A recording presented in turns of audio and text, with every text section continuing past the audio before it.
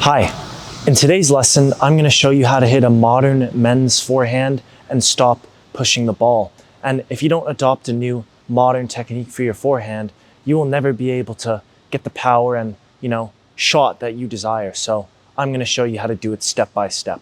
Let's get right into it. The first thing that you need to do is establish a good ready position for this shot. Okay, your feet should be a racket's length apart. Your elbows should be up and away from your body. You should be able to shoot a basketball in this space. And the tip of your racket should be at eye level. Once we've established this, we're going to get rid of the most common mistake that will hold you back forever if you don't get rid of it. And that's pulling the arm back without turning your body with the swing. So I'm going to introduce a new concept called a unit turn. And what is going to happen is we are going to use our toes and we are going to pivot. And when we pivot the toes, the rest of our body is going to be forced to turn with it because it's very hard to turn the toes without, everything else coming with it, your legs, your hips, your chest, because we're going to be using this to get a lot more power later on in the shot. So watch how a unit turn should be done, okay? We want our shoulders level like this. If you can see the angle of my shoulders, it's level like a tabletop. And we don't want to dip our shoulders at any point during this, okay? We want to make sure that there's minimal movement. Our core should be very stable. And we want to also make sure that the arms move as little as possible as well. And what this is doing is cutting your setup time and setup size by more than half, which is actually going to allow you to hit way harder, prepare on time, and have way less stress. So what we want to do is, if you start in the ready position on your forehand grip already, you can just turn and set out the left arm parallel with the baseline. And if you change the grip like I do, then you change the grip and you turn. But the butt of my racket is in line with my belly button the entire time. I didn't actually move it that much at all. All that happened is I turned from here, okay? And you want to get wide on this as well. So step number one, we've established our unit turn, okay? And your elbow should be up and away from your body. It's essentially the position that we established from the ready position, and we want to make sure the space is maintained. So you'll know that you've done this wrong if this space closes back here. And a lot of people have this issue. They tuck the arm in, and what this is going to do is cause resistance. It's going to glide up against your body. You're going to lose a lot of power, okay?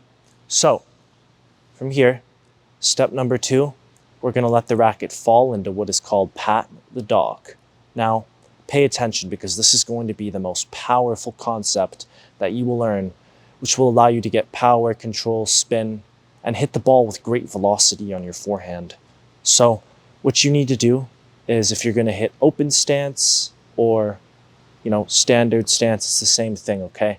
I'll show you standard neutral stance for this video in this example, and it will go like this.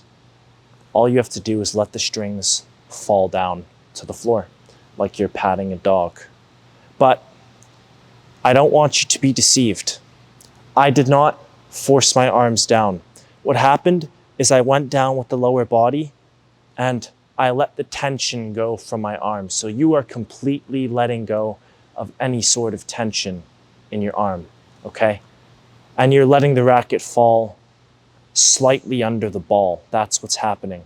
But imagine it like this. I have all my tension built up and then I just let go and loose. And the reason we do this is because we are about to fling our shoulder and our pec into the ball, and we're going to let the racket follow behind us loose like a whip. And this leads into the concept called lag, which is very important on the forehand, and we're going to be touching on that in the next step. So once we are in, pat the dog, and you want to make sure that you set the racket at the height of the ball as well, okay? We don't want to unit turn for a ball that's up here but end up doing our unit turn down here, okay? Because then it's extra movements. We've got to go all the way back up to start the swing, so that's a waste of time. So Pretend the ball's at my hips. I'm gonna set up at my hips, pat the dog just below there. And now for step number 3, we're gonna start the swing with the body and get lag, okay? And we're gonna swing to our contact point. Watch how this is gonna happen, okay? So at this point, I've loaded the legs. I've lost tension in my arm. My arm is extremely loose and relaxed, and it doesn't really have to do any more work. I've maintained the space against my body as well, right? Make sure that when we lose tension, you don't tuck this in again. Really make sure that doesn't happen. It's very important. And watch. I'm up on my toes.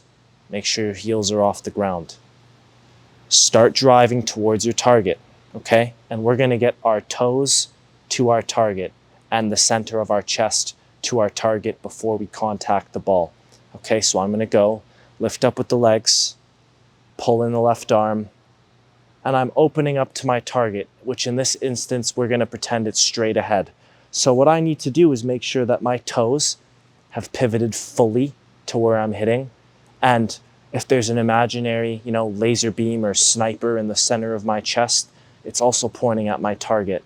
And now, once we've exploded up, and at this point you will have either jumped or just gotten up on your toes, which is what I do. I usually never jump on the forehand. I like to stay down and balanced. And you need to make sure that you release all your energy with your body before you contact, because we don't want to contact the ball and not release, energy that's coming from our strongest muscles. I say this a lot, don't send your arm on a lone mission because it's not going to come back alive. So once we've released all our energy to our contact point, you've essentially gotten lag if you have a very loose arm. Think about it like this, okay? Throwing your arm and it's kind of just dead weight to the side of your body, and we're throwing it away and out to the right, okay? You don't want to swing inside yourself and have your elbow glide up against your midsection, because that would be really inefficient. So we go with the body away from us, and now we're at the contact point. And in getting lag, the wrist has cocked back and your wrist will be back at contact point. And now a lot of people at contact point, this is step number 4, they don't know how to follow through properly and they make the mistake of breaking the wrist.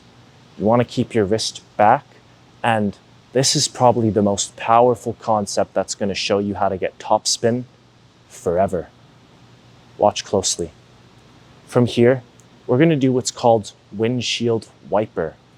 And what you are doing is from the pec and the shoulder, brushing over the ball in a windshield wiper action. And a lot of people are used to the old school forehand swing, which has a high follow through and we go over the shoulder, but that's not what I teach and that's not what I do, okay? And it wasn't until I figured out this important secret that I started hitting with way more power and spin. What you also want to do is swing through the ball at the height of the ball. So we don't want to scrape the shot or skim it. What you want to do is feel like you're hitting through an imaginary brick wall or a glass wall and cracking through it as we turn the windshield wiper over, okay? And remember, we're swinging from the shoulder. You really don't want to use your lower arm or snap the wrist, okay? It's not an army shot. Your arm has got to be fully extended, loose, and relaxed at a comfortable distance away from your body in order for this to really work well. Now, step number 5 is where you catch the racket. Because no matter how well you do this action, if you don't finish below your shoulder, you're actually not going to be able to hit through the ball at all, okay? Let me explain, okay? Right, we've got the imaginary kind of glass wall, brick wall, but it's very hard for me to go through it and finish over my shoulder as well, keeping it in one fluid motion. What you're going to get is kind of a scrapey sound and an unclean hit, and you'll be pushing the ball. So what you want to do is windshield wiper to get spin, but also swing through the ball at the height of the ball and catch below your shoulder to make sure that you get power as well. So not just spin and not just power, both at the same time. And before you go, I'm going to give you some bonus material. Make sure that you're up on your toes, even from the beginning of the swing, right? We pivot on the toes, your ready position, you're on your toes. The reason that you have to do this is so that at contact point, it's much easier to lean over the ball. If you see right here, my chest is essentially leaning over the ball. If you see my feet, they're here, and that would be my head at the end of the swing. And this will prevent you from missing long and pushing the ball. So you can swing much faster and more freely, without as much worry if you're leaning over the hit. And you'll find that you can swing a lot faster and the trajectory of the ball will kind of stay more down and travel more like a dart and less like a floating, pushy shot, which we are all trying to avoid. Learning a men's modern forehand is the first step in building a game that's really successful. And next, you're going to want to go and learn men's modern tennis. And I have a complete online course. It's called Modern Tennis Step by Step for Men. And if you like what you learned here, you're going to want to go next into that program because it takes what I teach here and what you've learned and it builds on it. And it will show you how to go onto the court with power and consistency for the rest of your life. You can try the course 100% risk-free for the first 30 days. And as soon as you sign up, you get immediate access to the entire library of private lesson videos. And I'm so confident that you'll love it, that you can try it and use it. And if you aren't satisfied, I will send you all the money back, no questions asked. You can get started right now by clicking the link down below. In any event, thanks for tuning into today's program and use what you've learned to modernize your game.